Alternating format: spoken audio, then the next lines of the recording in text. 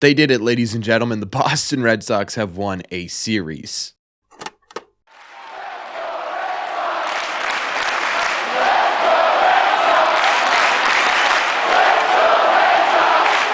What is going on, everybody? Welcome back to Red Seat Radio. My name is Corbin, and thank you very much for clicking on this video. And no, this video is not clickbait. The Boston Red Sox won more games in Atlanta this weekend than they lost, taking 2 out of 3 from the Atlanta Braves. Unfortunately, didn't do much in terms of their overall standing this season. They're still a ways away from the division. They're still 3.5 games behind a wild card spot, and they're still 3 games under 500. But to be honest with you, it's just genuinely refreshing to not have to talk about losing games for the Boston Red Sox, right? 5 in a row, first series win in a couple of series. Feels good to have something positive to talk about. And in the midst of all that, one of the Red Sox most exciting first base prospects made their way up to AAA. But let's start with the series itself. And the first thing we have to talk about with this series in terms of positives is Garrett Crochet. Maybe more importantly than getting a series win here is that the Red Sox were able to get Garrett Crochet a much-deserved win. It's been a little bit since he got one of those. He pitched like an absolute workhorse. He has been absolutely incredible this season. I don't know that there's any other way to describe it right now. His stat line in this one was 7 innings, just 5 hits, 1 earned run on a home run with 2 walks and 12 strikeouts. In fact, looking at the yearly stats here, he's back to a sub-2 ERA at 1.98. He has the most games started in baseball, the most innings pitched in baseball, the most batters faced in baseball, and the most strikeouts of any pitcher in Major League Baseball. That is the definition of an absolute workhorse stud. Look, let's be honest. This season has been pretty miserable overall to watch as a Red Sox fan, right? Between injuries and poor performance, it has not been a good time, but it is undeniable the talent that the Red Sox got with Garrett Crochet. He is one of the best pitchers in baseball, and he's one of the more entertaining pitchers in baseball to watch, right? It is genuinely enjoyable, even if they lose a game, to watch Garrett Crochet pitch every 5th day. I am so glad the Boston Red Sox got this guy. He was a major reason why they were able to win the game in this series, and honestly win this series in general. But another reason why the Red Sox were able to win this series here was because of the Red Sox bullpen. We've kind of had a love-hate relationship with the Red Sox bullpen this season, right? There have been points where they've been excellent. There have been points where they've been really bad, and they sort of get flamed either way, right? They get flamed if they lose. They get praised if they win. And this is a time where we need to praise this Red Sox bullpen, because even in the loss in this series, they were absolutely nails. In this series alone, they had 8 2/3 innings combined out of that bullpen. They did not allow a single earned run in any game, and they allowed just 2 hits in general coming out of the bullpen. That's a really impressive stat line in my opinion. Honestly, maybe more impressive than the fact they didn't give up earned runs, right? Obviously, earned runs at the end of the day is the difference between a good and a bad bullpen, but the fact that you only allowed 2 singular hits during that time frame is absolutely fantastic. And a couple of guys in this series made appearances that they really needed. Garrett Whitlock came in here and he pitched 1 2/3 innings and just absolutely blew the doors off the Atlanta Braves, which looked absolutely fantastic, right? Chapman, who looked kind of like he was battling through something in the finale of that game, hopefully he ends up okay, because with Justin Slayton on the IL, you flat out cannot afford to lose Aroldis Chapman. He still looks absolutely fantastic. I mean, for a guy that came into this season not even expecting to be the closer of this team, he's been one of the best closers in Major League Baseball, so you got to give props where props are due.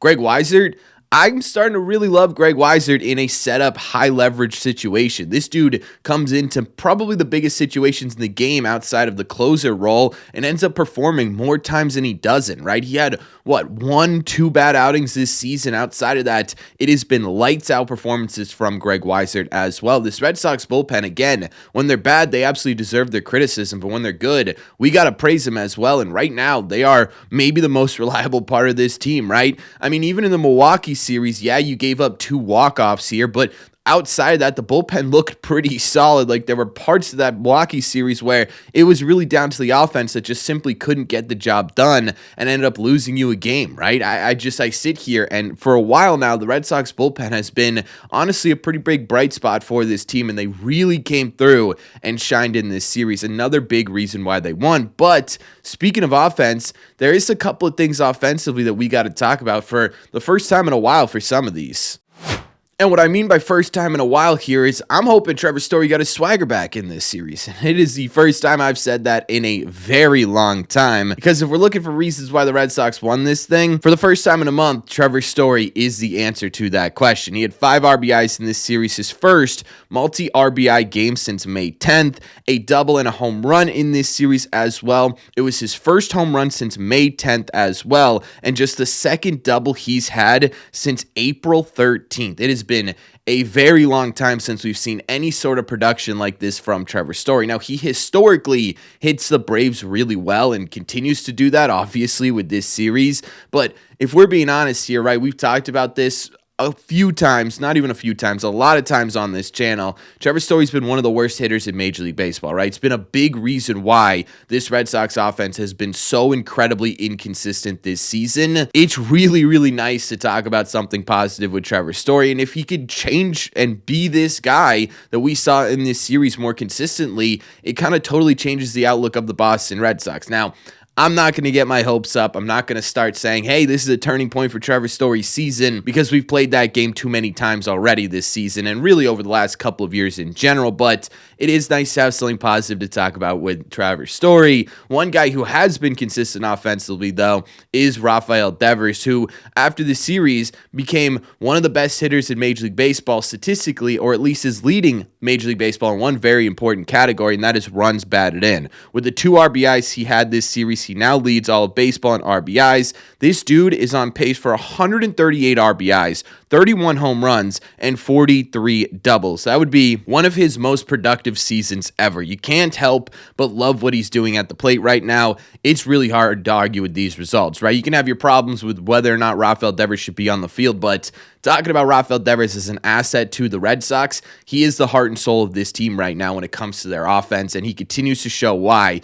day in and day out. And one guy who quietly has become a mainstay in the Red Sox offense that I don't think anyone was willing to say could be at the beginning of this season is Abraham Toro. Abraham Toro in this series had 6 hits, a double, and an RBI, not to mention a really game-saving play over there at first base in this one. If I told you that Abraham Toro was comfortably your cleanup hitter at this point in the season, you would have laughed me out the door at the beginning of the year, but here we are, right?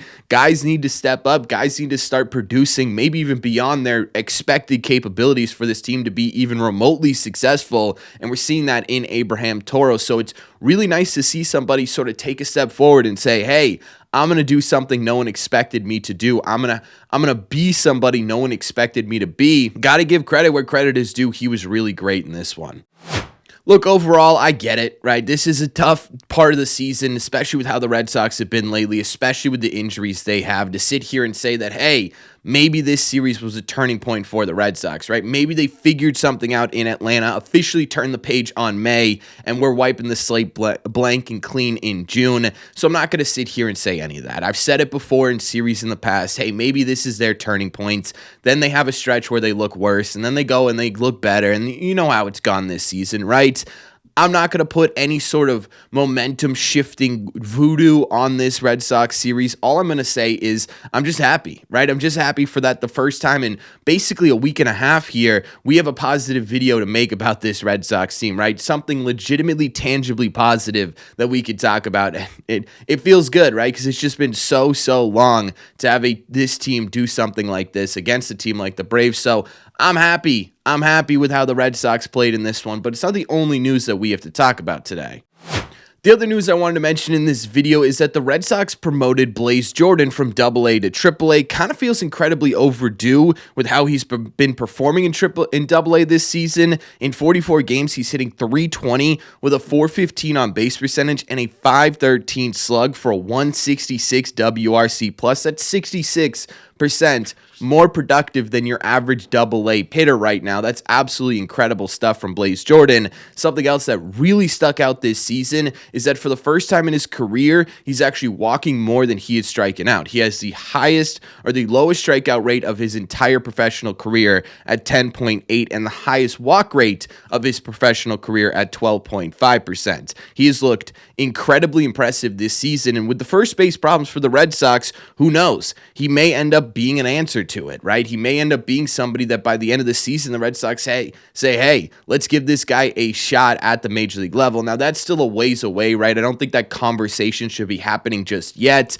I think the Red Sox clearly like to give guys a whole lot of time in AAA to really sort of hammer some things home before getting up to Major League Baseball. So I would imagine if we're having that conversation, it's probably in that September-ish range at this point. But still, it's at least worth mentioning in this video. I also think it's going to be a little bit interesting for the Sox if this does become, hey, Blaze Jordan's performing the same way in AAA. A really interesting conversation as to whether or not they want to end up with 5 rookies on their Major League starting lineup. That is, if Roman Anthony actually exists, and if Roman Anthony actually ends up on this big league team at some point, entirely different conversation, but going to be interesting to see what the Red Sox end up doing with Blaze Jordan. He is a solution potentially to a major hole the Red Sox are currently looking at, both long-term and short-term here for this Red Sox team. So very curious to see what ends up with Blaze Jordan. But again, you look at those statistics, you look at what he's been doing over the course of this season. He probably could have been promoted a month ago with how he's been performing overall, but he finally got the call up to AAA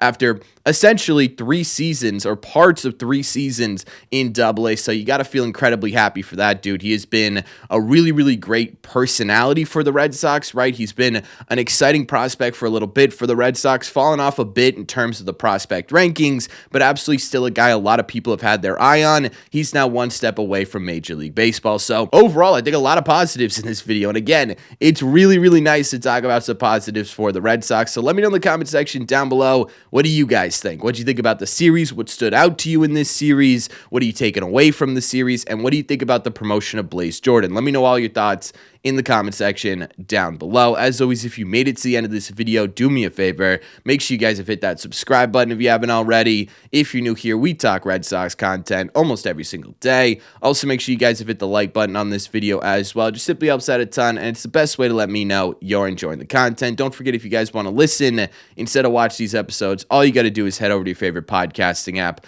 and look up Red Seat Radio. Thank you all very much for clicking on this one, and I will see you in the Red Seats.